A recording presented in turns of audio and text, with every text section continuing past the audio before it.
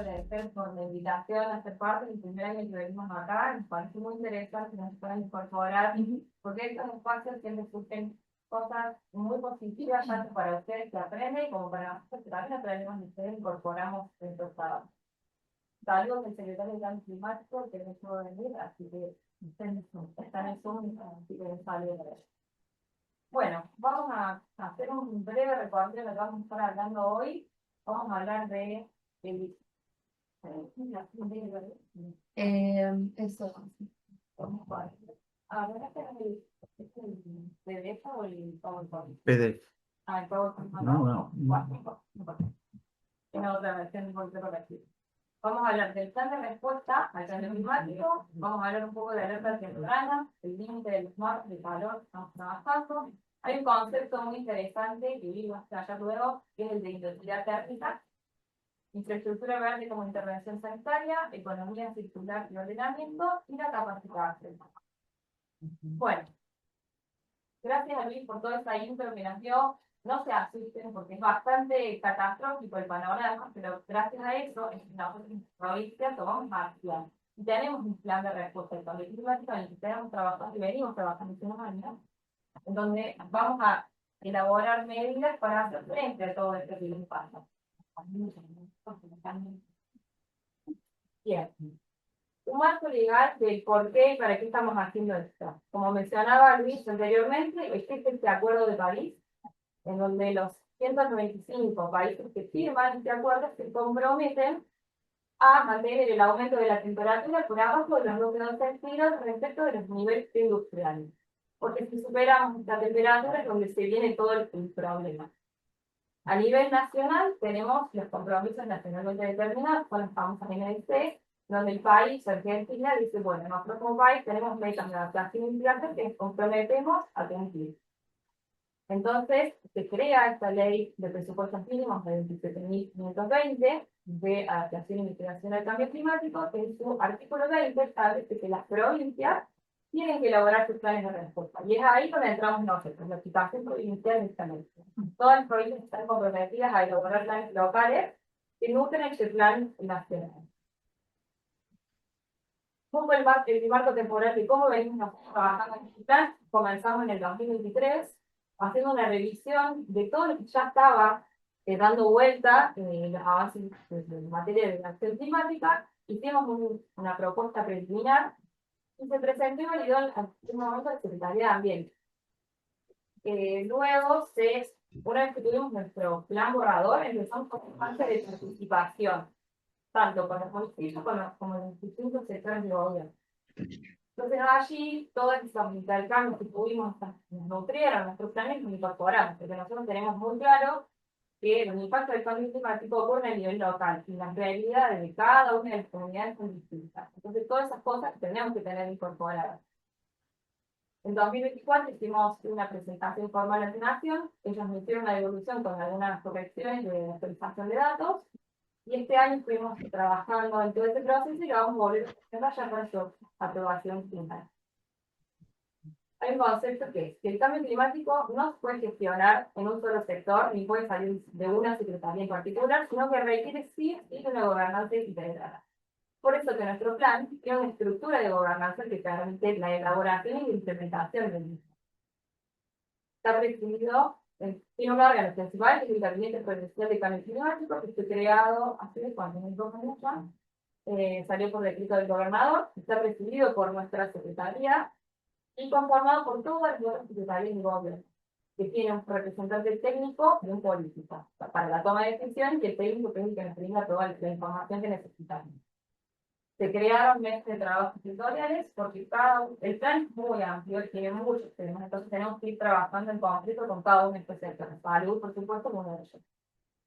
Para todo lo que tiene que ver con la coordinación territorial, tenemos el Consejo Intermunicipal y Comunal, lo creamos el año pasado, en un encuentro que hicimos en el siglo XXI, está conformado por todos los municipios y comunas de la provincia de Córdoba, porque como yo decía, las realidades de cada municipio se distintas, entonces ellos nos van diciendo qué cosas incorporar y qué cosas tenemos que tener en cuenta. Respecto de la sociedad civil, el Consejo Asesor Externo está pronto a ser creado, Y el Observatorio Provincial de Acción Climática lo conformamos con todas las universidades de la provincia. Que es lo que comentaba Luis hace un ratito, que es lo que venimos trabajando con ellos. Este espacio está muy bueno porque nos permite recopilar toda la información que hay dando vuelta, materia científica, ¿verdad? Con evidencia, que nos permite hacer luego la toma de decisiones basada en evidencia. Por último, la participación ciudadana son las mesas de trabajo de la sociedad civil que abrimos nuestro plan a que la gente también pueda opinar y aportarnos información. Bien, a grandes rasgos, nuestro plan de respuesta tiene tres componentes principales: el de gobernanza, como les dije recién, uno de adaptación y resiliencia, que es todo lo que venía comentando Luis, esto del riesgo, de la vulnerabilidad y la exposición que va variando a lo largo de todo el territorio, y un componente número 3, es de mitigación, que eso está asociado a todo lo que tiene que ver con gases de efecto invernadero. No lo vamos a estar tratando hoy, porque no podemos estar hablando un montón de horas. Bien, este componente de adaptación y resiliencia, nosotros lo enfocamos en 6 sectores prioritarios. Uno es gestión de ecosistemas y biodiversidad, porque allí se van a tocar temas específicos vinculados a eso, con las líneas estratégicas de medidas. El sector de salud, el sector de industria, transporte, energía, infraestructura, agricultura y ganadería, y hay enfoques transversales que van a todos los demás sectores. Hoy vamos a estar trabajando específicamente en estos tres. Las líneas de acción estratégicas de actuación son fortalecimiento del sistema de salud para prevenir y responder ante los fenómenos climáticos extremos y la propagación de enfermedades. Esto es lo que comentaba Luis, no todos los países lo tienen, pero bueno, nosotros acá en Córdoba estamos trabajando en esto. La infraestructura de salud resiliente que va a permitir que si nosotros tenemos esa garantía, todo el sistema de salud va a andar y va a tener su funcionalidad y la operatividad necesaria.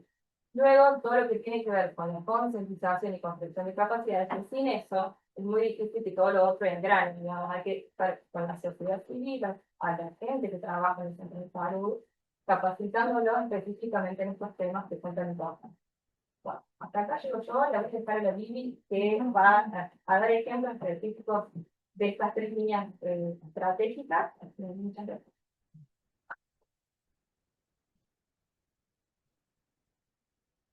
Bueno, esto no es tan literal como parece, les invito a verla en un concepto de esta frase. La ética del nivel del techo del paciente, creo que si no se la va el doctor Ramón va a estar muy cerca, pero trata también de ser una provocación, y no quedarnos en esas grandes estadísticas, sino de ir un poquito más en detalle a lo que pasa en cada casa y en cada caso.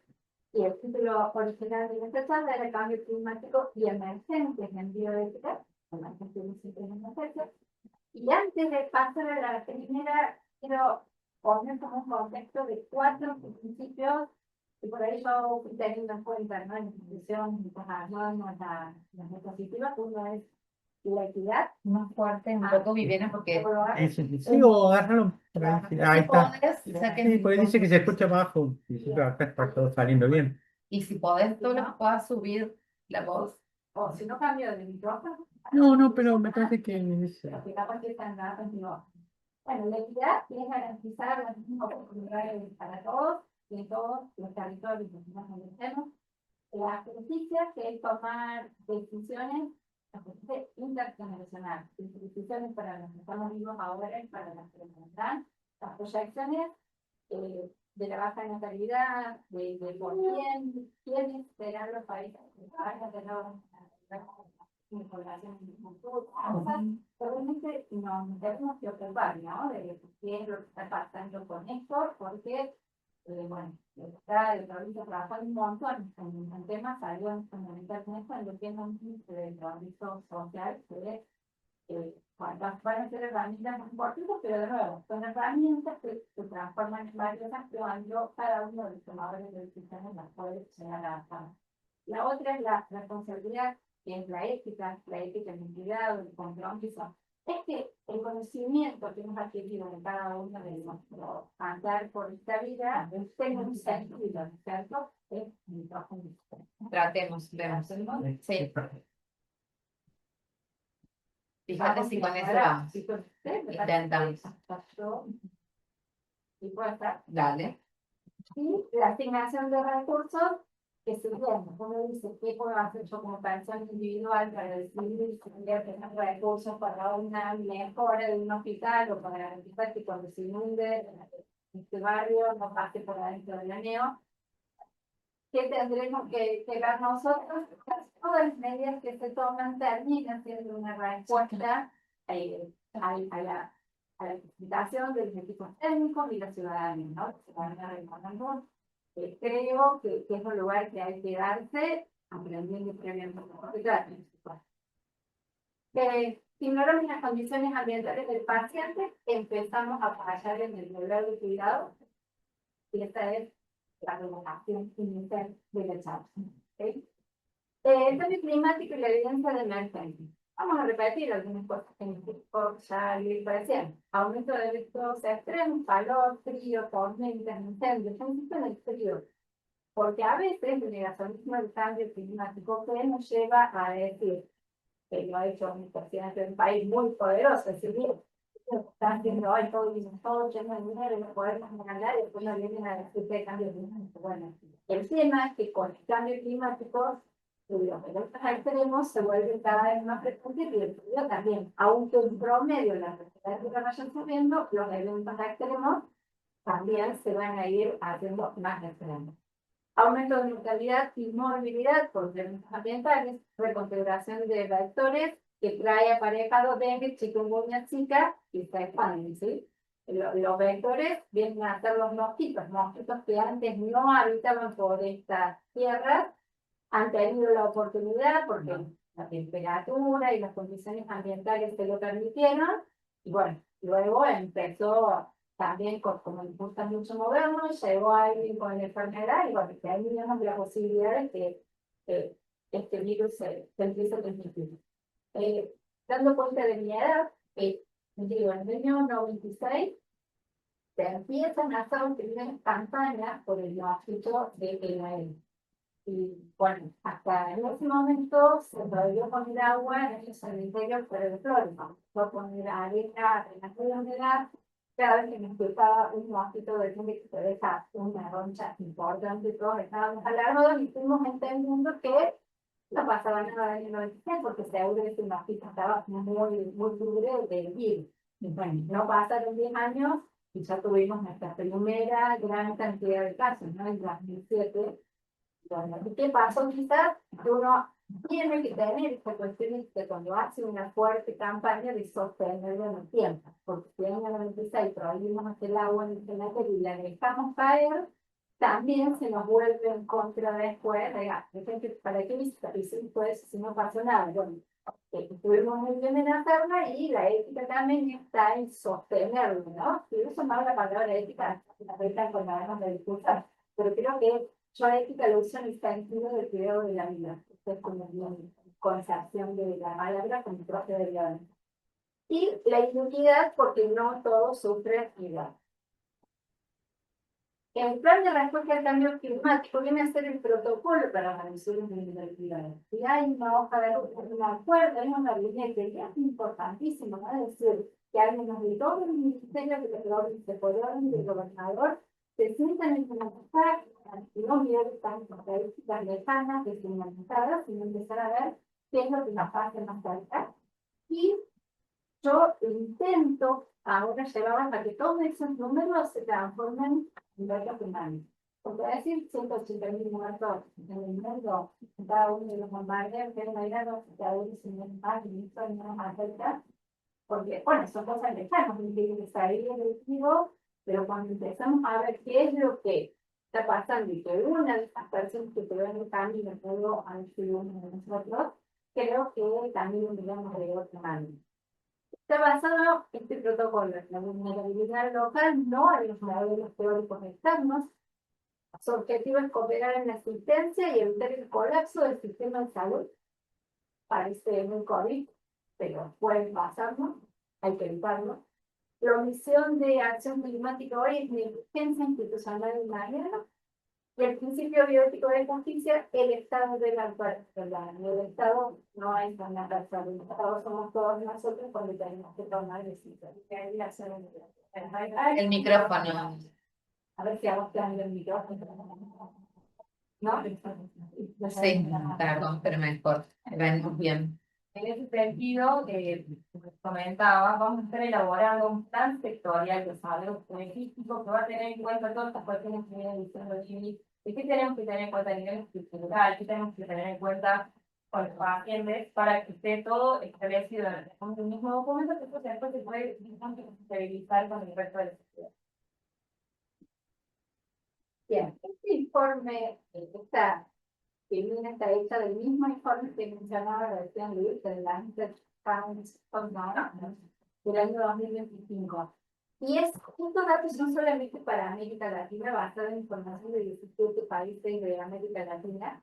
Y fíjense que tenemos, respecto a 1990 a 1999, en la década de 2012 a 2021, aumentó el 103% las muertes asociadas al calor. Seguimos con datos despersonalizados, ya va a llegar el momento de traerlo más cerca. Pasamos entonces, esto quiere decir, ya pero volverlo más cerca, ¿no? Porque yo digo 103%. ¿Qué será eso? 5.000 muertes anuales en esta década a 13.000 muertes anuales en esta década, 10 años. Ahí está una evolución clara de la cantidad de muertes y en costos, porque el informe este hace un énfasis en los costos, son 855 millones de dólares entre el 2015 y el 2004.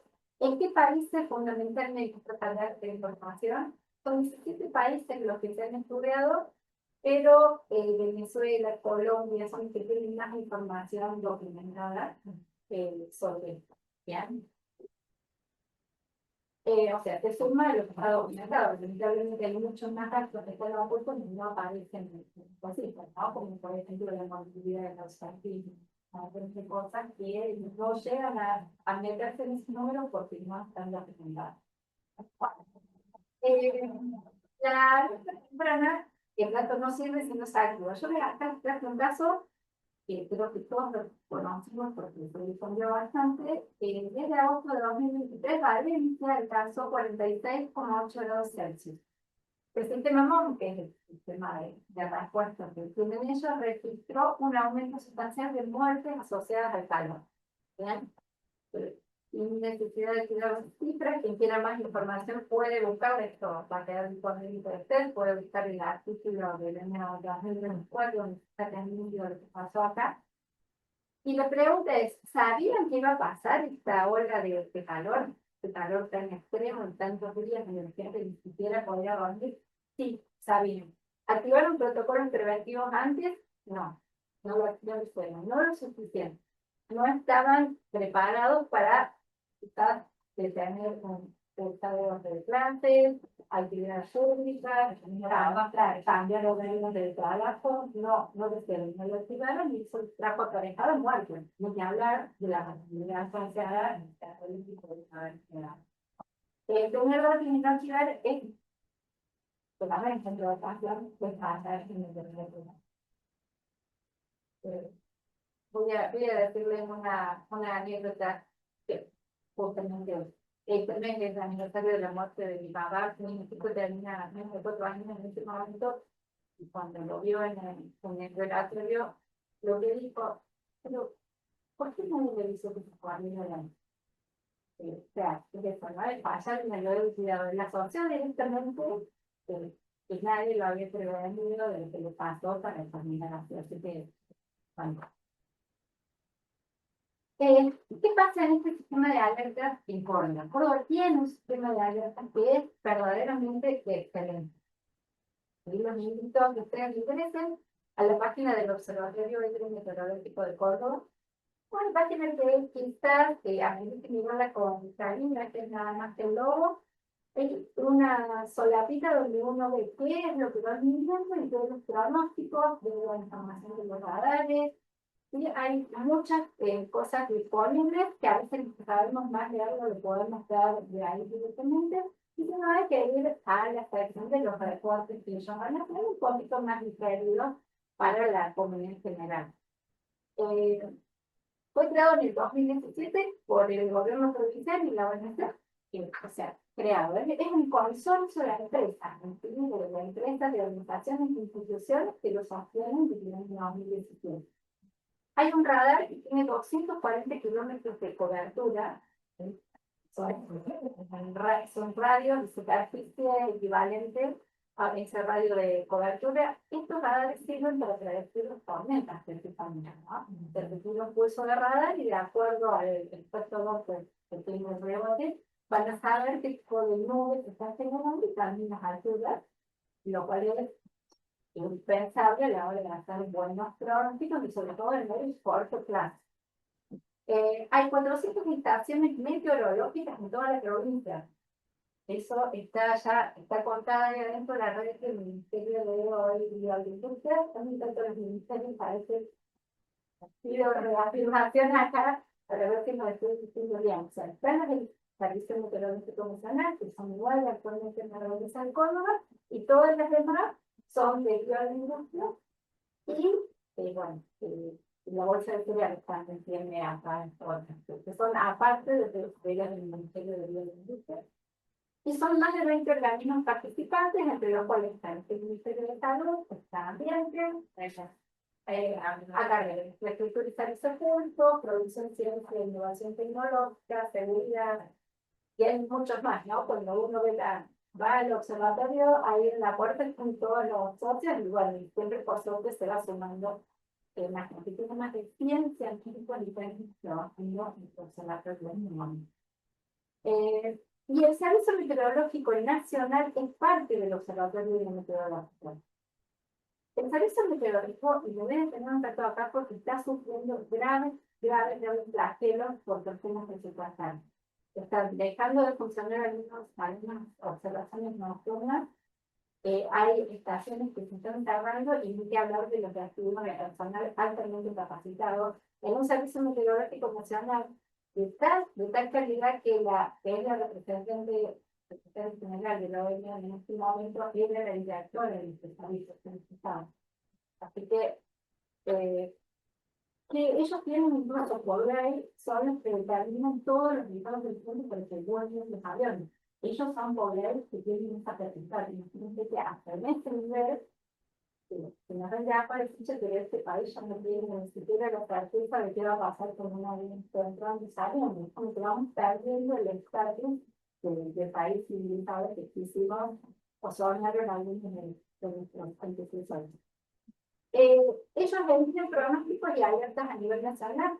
El observatorio nuestro, el Servicio Meteorológico, toma los datos, los cruza con estaciones provinciales y con datos de los radares y genera pronósticos específicos para la provincia de Córdoba. ¿Bien? Eso, ¿cómo accedemos? ¿Y ustedes han visto alguna vez cómo es el alerta específico acá en la provincia de Córdoba? Bien. Para llegar a tener esa información no es para que la ciudadanía en general, sino que hay que estar registrado. O sea, uno entra a la página del observatorio y pide la autorización para estar registrado. Eso tiene mucho que ver también con cuestiones de seguridad informática. La información está disponible para cualquier persona y se requiere mucha más seguridad informática del sitio también para que no sea hackeado. Entonces, el hecho de manejarse con cierta cierto control, quienes van a llevar la información hace que sea un poco más económico, inclusive el sostenimiento del sitio también. Los bomberos y los referentes locales están registrados acá, pero además les llega por correos electrónicos y por redes sociales a ellos la información para que sepan cómo viene la mano con el tiempo. Quizás no es lo óptimo, pero bueno, básicamente funciona. Este sería lo óptimo, quizás que puedan acceder y darlo todo el tiempo de manera directa, porque tenemos que ver temas de televisión. Y para los ciudadanos, nosotros podemos ingresar directamente al Servicio Meteorológico Nacional, que lo podemos tener descargado de interpretación, ir a la parte de las alertas y está en marcha. No es que el Servicio Meteorológico Nacional va a decir algo distinto de lo que dijo el Observatorio Meteorológico para una zona diferente del Córdoba. ¿Eso cómo se ingresa? Yo lo hago directamente por internet con mi celular, voy a la página del Servicio Meteorológico Nacional y veo si hay alertas. ¿Sí? Si hay alertas, también están producidas ahí las olas de calor. Es una cosa muy importante que no se olas de calor. Para que haya una ola de calor, tengo que tener 3 días consecutivos de temperaturas que superaron el percentil 25 de las temperaturas más altas del lugar y que de noche no baje la temperatura por debajo de tal nivel. Históricamente sabíamos eso, porque ya íbamos por 3 días haciendo además que todo por en el colectivo visitábamos a él porque no dormíamos, estábamos muy mal. La exponencia cifra fue una ola de calor que duró 4 días. Ahora lo podemos saber con anticipación, probablemente lo estemos peleando porque el no dormir hace también que se ponga de mucho más al humor, de altera el humor que está en el cerebral. Pero además se pueden programar o reprogramar actividades sabiendo que va a haber un de calor. Si tenemos una salida o un torneo de fútbol con niños y va a haber un de calor, quizás lo podamos cambiar. Es algo en lo que también estamos trabajando. No es tan fácil decir estos chicos que van a ir a jugar al fútbol y a la calle durante el 40 grados van a estar expuestos a grandes riesgos. No hay manera de que la infraestructura en los países se apoye bien, suspendamos. No es tan fácil. O Cerebro es quien toma esas decisiones, es un comité que funciona entre deporte y solidaridad, el que termina tomando esas decisiones. Pero a mí de eso, también puede pasar que inclusive la hora de calor no se ve, pero si la hora de calor se la vamos a quedar en esta situación. Los padres por general hacen mucho esfuerzo para que su distrito vaya a un torneo a 300 kilómetros de su localidad, pagar un colectivo. Si reprogramamos, van a tener que pagar un colectivo o quien brinda el servicio va a tener que reprogramar un viaje. Pero probablemente su familia vivió del viaje que iba a hacer esta semana y es todo un gran círculo vicioso donde esos millones de dólares también empiezan a tomar sentido. Y lo que nosotros estamos tratando de promover es que haya también seguros. ¿Bien? Y se llega a suspender que haya un seguro donde bueno, que se haga el viaje, esa plata que se haya podido recuperar y se haga autorizado. Pero requiere un mecanismo de seguro que actualmente no está contemplado. Requiere una creatividad para ver de qué manera se puede llegar a implementar. También tenemos el caso también de la Irlanda, esa vez en Torrienta, que con esta ministra de Sanidad fue tremendo, la verdad está cualquiera bastante, pero en el momento de tomar la decisión de suspender esta actividad, había permiso de tratamiento. Si la tormenta pasaba a 100 metros de ese polideportivo, ni siquiera nos enterábamos, y la decisión de no hacerlo hubiera significado, bueno, de viajes pagados, hubiera significado que tiene los puestos para la con champán en Bahía Blanca, pero sería un pollo, sería lo que sea, probablemente iba a tener unas tareas económicas y demás. Bueno, creo que el mundo es acá tiene que interesar a tallar y ser creativo en hacer propuestas donde esto lo podamos medir en la vida, porque si no, lo económico, que a veces uno lo dice con cierto teorito, cuando estamos a la universidad, también haciendo lo que estamos en. Yo veo de los seguros, quizás acá muchas veces estamos tratando de hacer más creativas, por qué manera hacerlo y lo veremos en.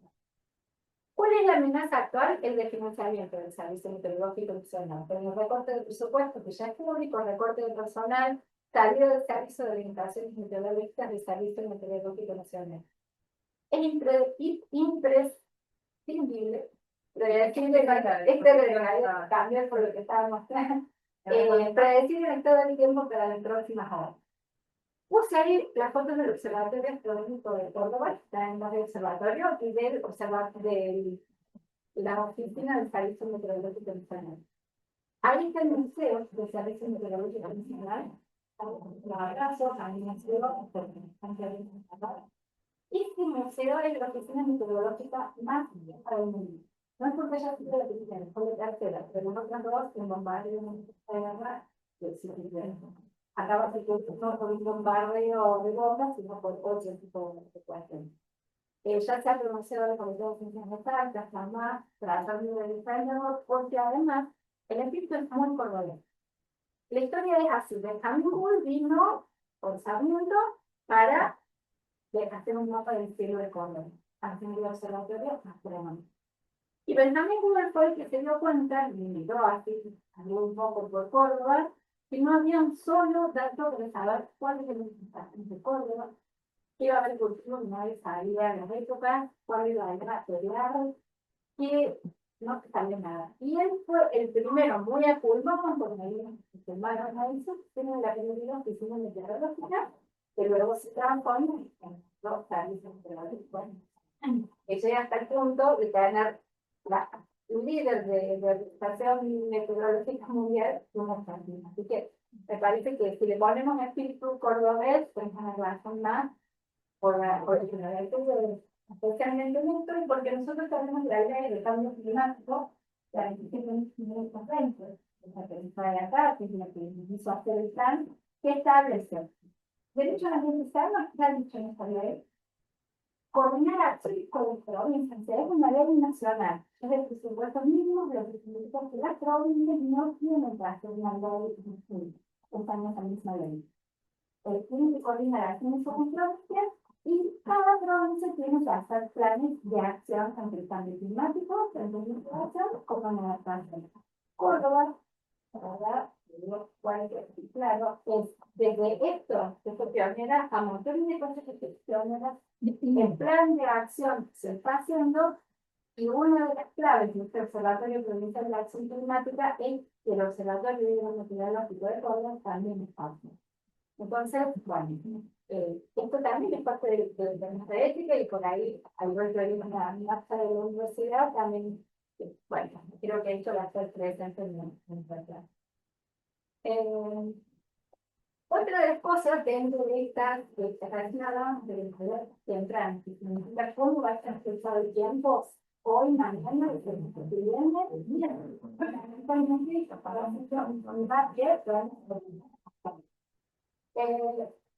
¿cómo saber lo que nos espera? Hay otras amigas que a nivel nacional y nacional. Acá están recopilados todos los datos históricos meteorológicos, por ejemplo, que tenemos datos Nene, nos da un segundo, dice que no se está escuchando en acá porque sale barro, pero que vamos a cambiar el micrófono. Dame un segundo, por favor. A ver si mejoramos, no entendemos qué está pasando. Se cambia el micrófono. Este sería, a ver, hola, anda. climático de generadores pero- presenta predicciones de impactos climáticos mediante mapas anuales. Cruzan las amenazas climáticas, definidas inundaciones, pérdida, con vulnerabilidad social que les lleva a la geografía y las condiciones básicas. Este mar es un excelente punto de partida. Si uno entra, va a poder por distintas regiones cómo vamos a estar en cuanto a días de vientos fuertes de hasta 10 años, de 15 años, cómo van a estar las inundaciones, las sequías, cuántos días de temperatura superior a 35 grados vamos a tener en distintos lugares, inclusive por localidad. La verdad es que cómo se ha hecho eso con móviles. Se ha capturado toda la información anterior asociado con cómo evalúa el país de evolución de la atmósfera y se tienen estos modelos que se van revalidando todo el tiempo. La probabilidad regional de un evento extremo debe, por supuesto, complementarse con estudios locales y adecuadas acciones de reducción de vulnerabilidad. Además que el mapa solo no resuelve nada. Este mapa en particular dice nivel de riesgo, temperatura máxima con porcentaje de población mayor de 65 años. Esto es el departamento Marco Juárez. Hay un nivel de riesgo muy alto en ese departamento. Esto que le dice a quien tiene que hacer este cargo de gestión el cambio climático y la adaptación al cambio climático en el departamento Marco Juárez. Atención, tenemos personas mayores de 65 años, ¿cuántas hay? ¿Quiénes son? ¿Qué tipo de cobertura tienen? ¿Qué hacemos con los que tienen que ir a Berbillo porque el hospital ya no les atiende? Entonces, esperamos a la reunión del Consejo de Personas Mayores de los días. ¿Qué vamos a hacer con todo eso? Porque además tenemos que fortalecer toda la infraestructura eléctrica, que es lo que ocurre cuando tenemos vidas superiores a 35 grados.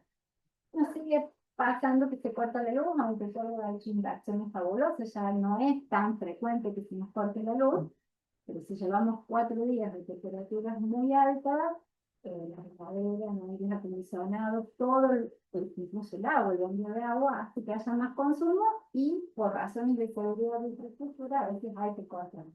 Y bueno, ¿qué va a pasar con los medicamentos? ¿Qué va a pasar también para que la gente no consuma comida a la que se le cortó la cadena fría?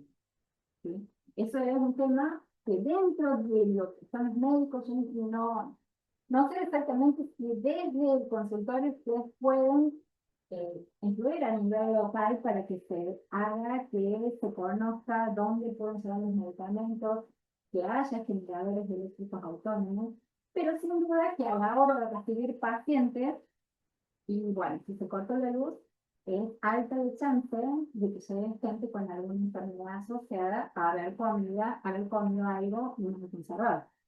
Bien.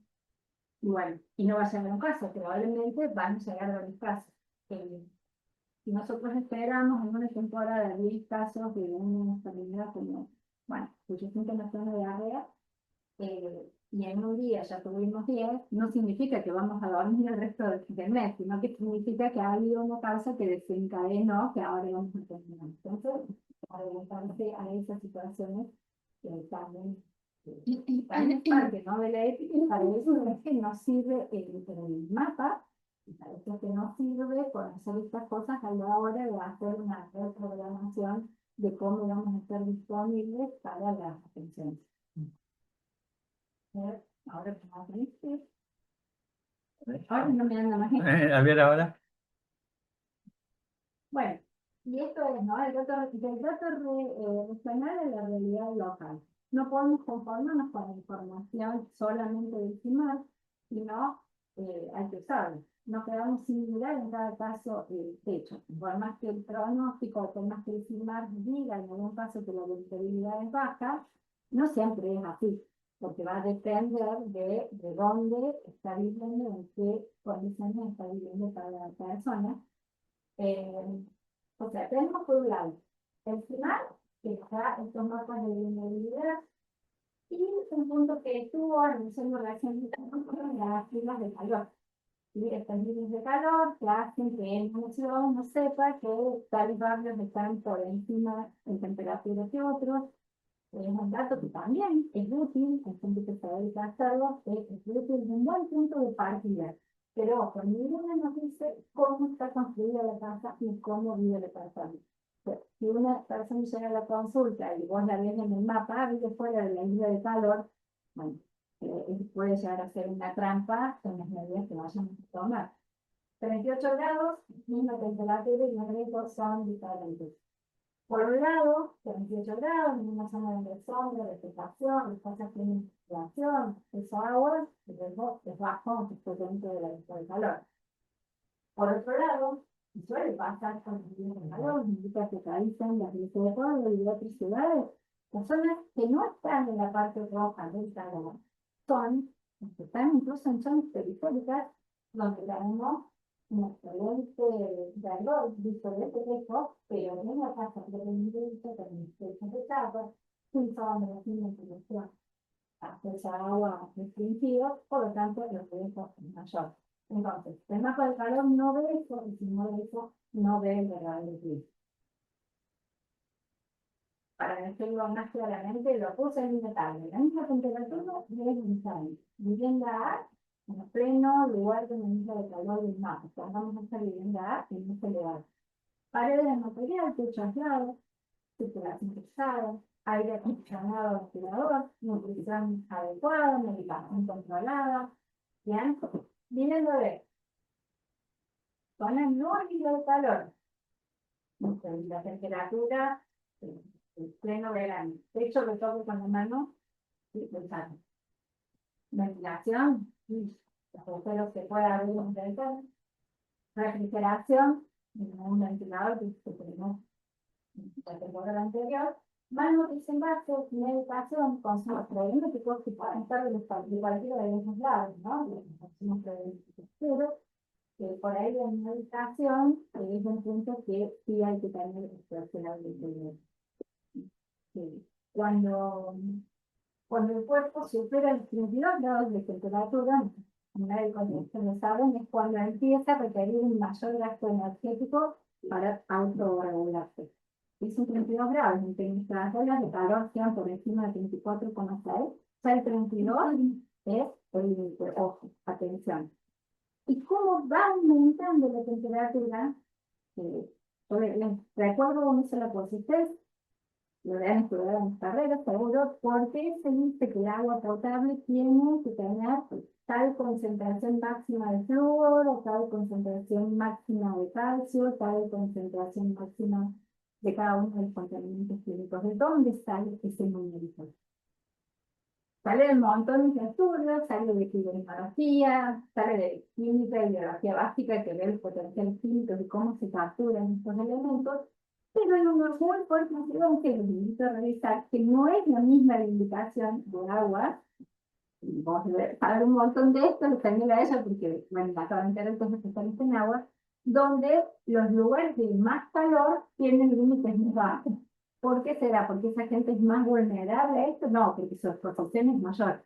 Se toman más agua, van a terminar absorbiendo más de estos elementos, por ende, en esos lugares se pide que el agua tenga menos concentración.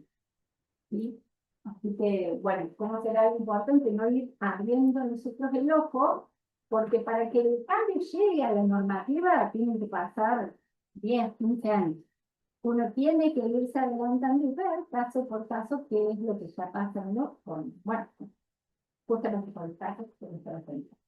Bueno, en cuanto a la infraestructura verde, les digo para ir acá, quizás que cierren los ojos y piensen en una situación, no sé si ustedes están atendiendo en algún consultorio o han ido, todos en vivo, alguna vez lamentablemente a quienes atienden van a estar esperando para ver a algún paciente internado. ¿Dónde es la sala de espera? ¿Sí? Ante una consulta médica, si tú exclusivamente en cuestiones médicas. ¿Qué condiciones ambientales tienen estas casas? ¿Hay agua para beber disponible? ¿Qué temperatura hace? ¿Hay ventilación? ¿Hay tela mosquitera en las salas?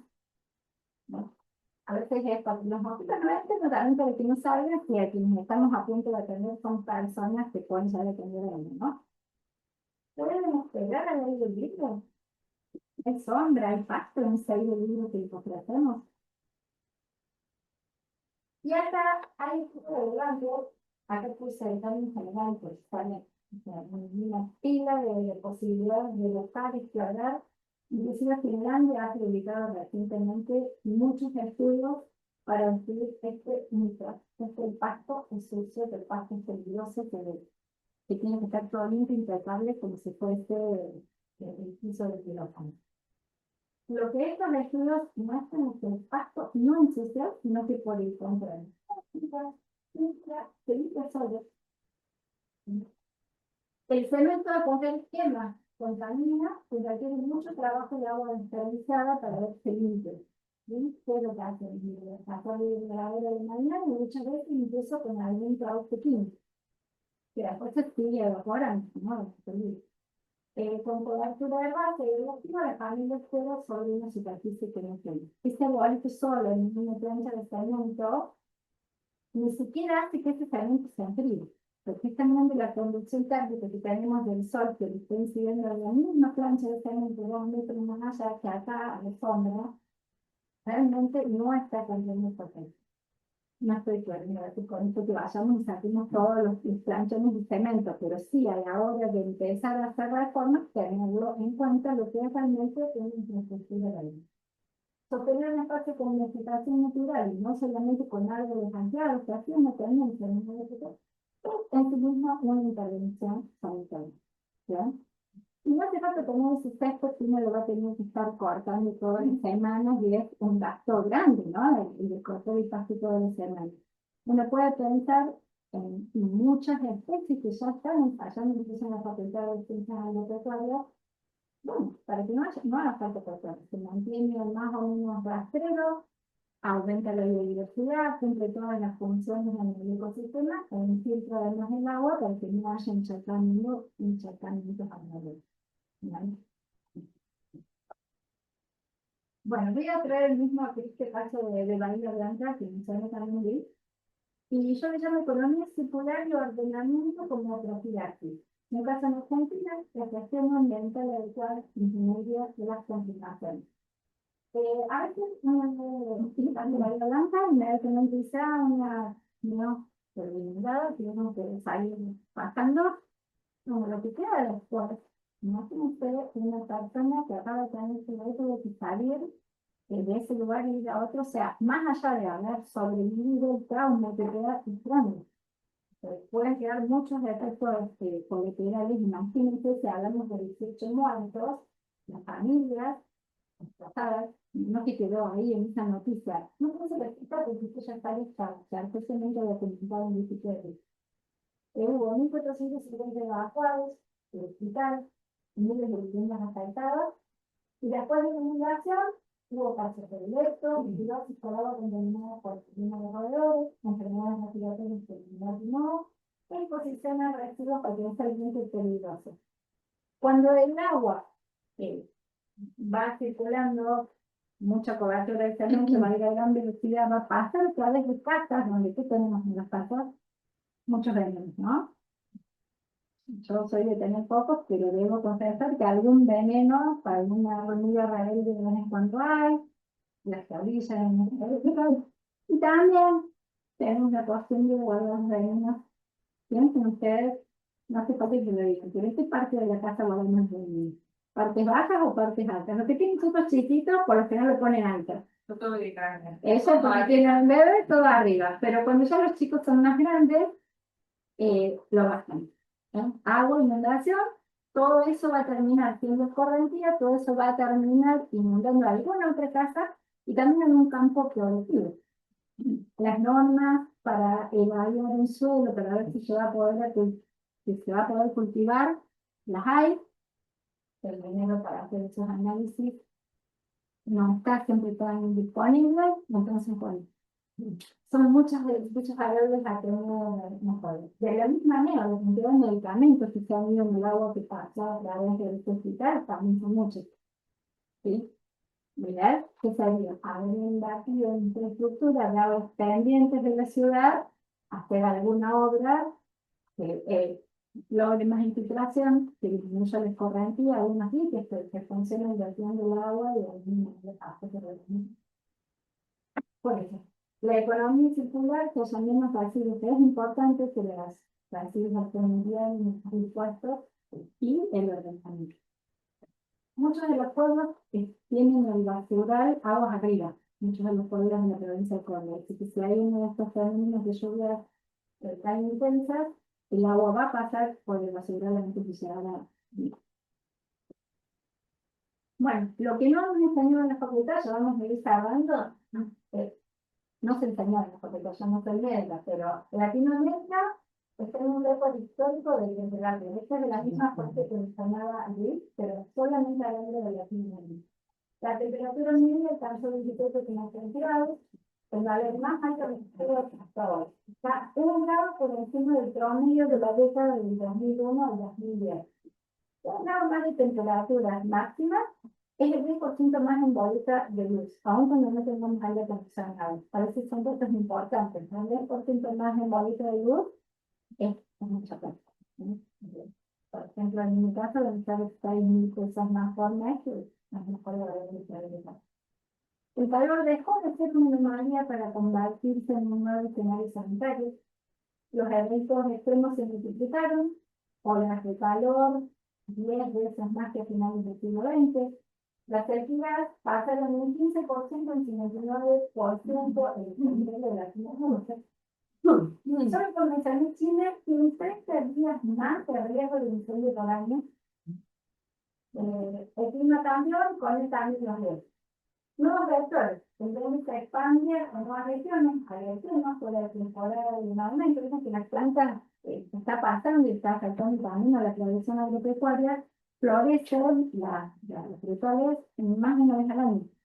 Bueno, y los que tienen alergenos en otras especies ya no están solo en esta temporada, que parecen en cualquier momento. Y las especies con sonidos en áreas donde antes no estaban. Por ejemplo, la zona de esta Paola Garza, que es un país en el sur, están viendo un incremento de cascabel, las ciencias de cascabel coral.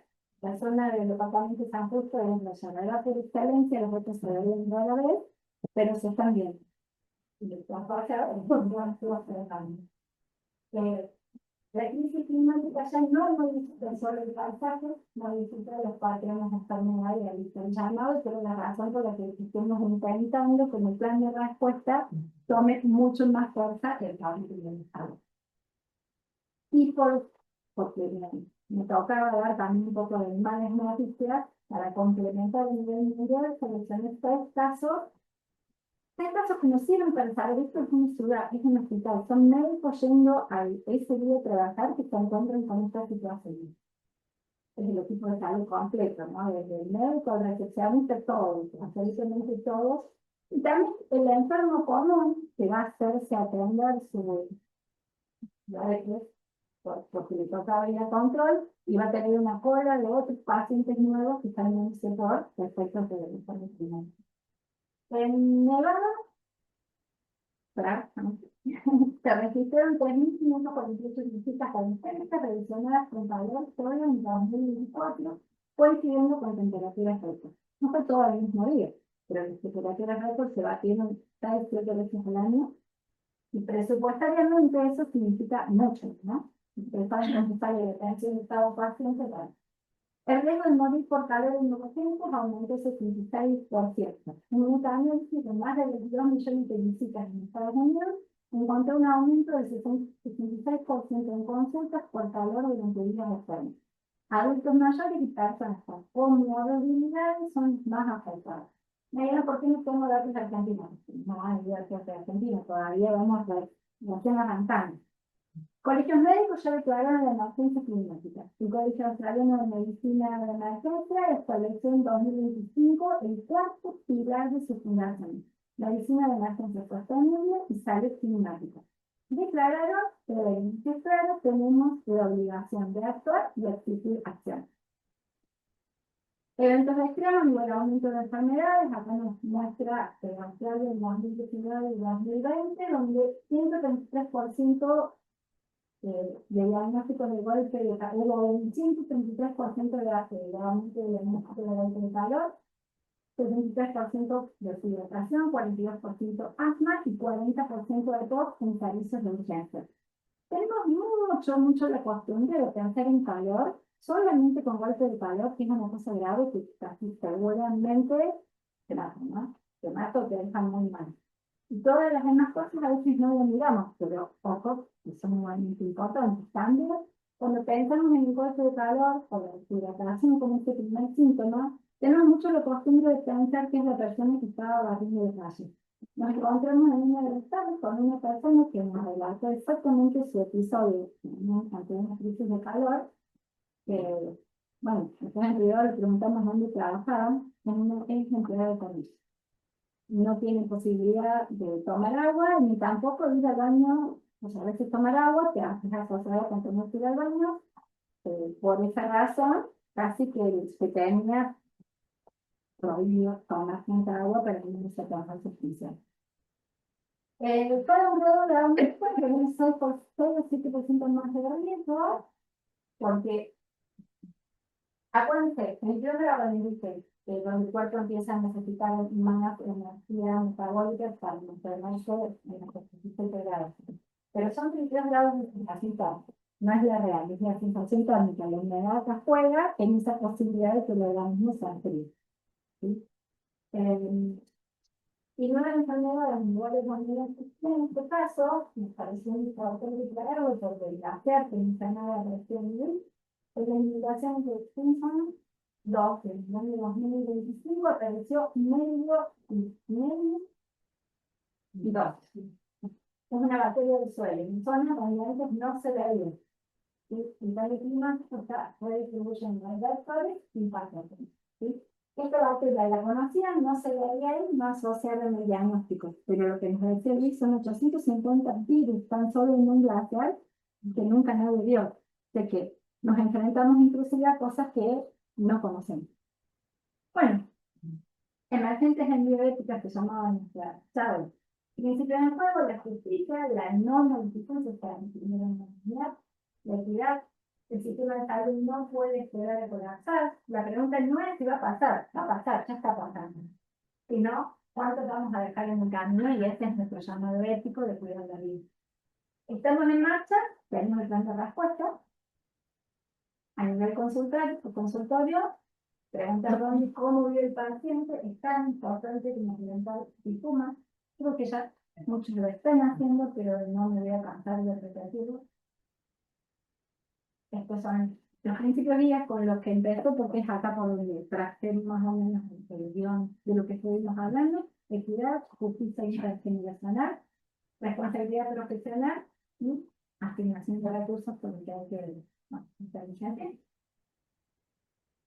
Las fortalezcamos, facilitemos el uso de esta plataforma intersectorial de alerta temprana,